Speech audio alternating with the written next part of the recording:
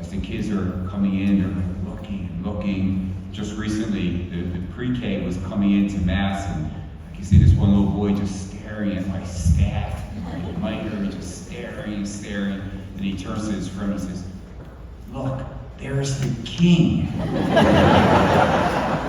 Make sure you tell your pastor that. No.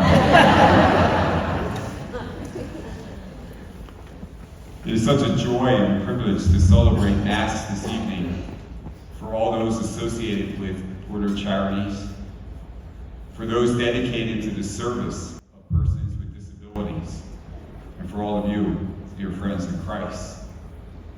We are so grateful to all those who carry out and support the work, the ministry of Porto Charities. You are such a special gift to those you serve, to our community, to our diocese, and indeed to the entire church. And at this Mass, we give thanks to God for you, and we ask Him to continue to bless all your endeavors. In the beautiful gospel just proclaimed, Jesus tells us what kind of shepherd we have in Him. He is the good shepherd who knows his sheep. He leads his sheep.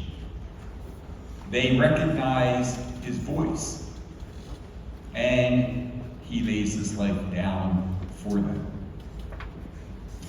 He knows his sheep. Yes, Jesus knows us by name.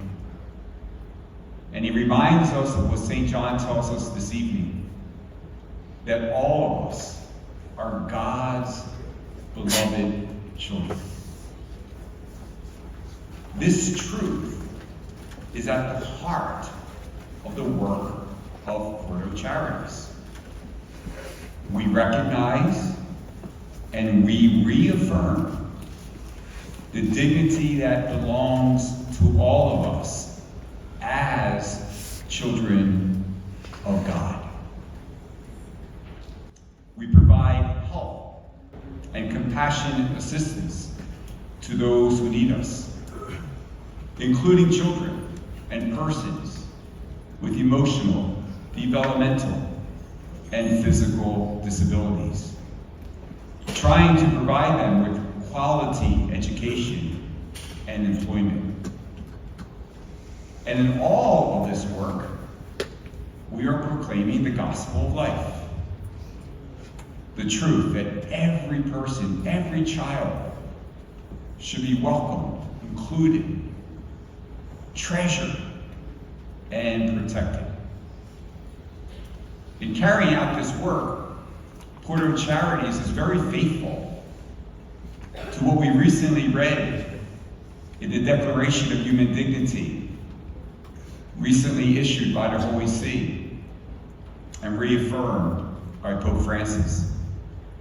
It says, the truth is that every human being, regardless of their vulnerabilities, receives his or her dignity from the sole fact of being willed and loved by God.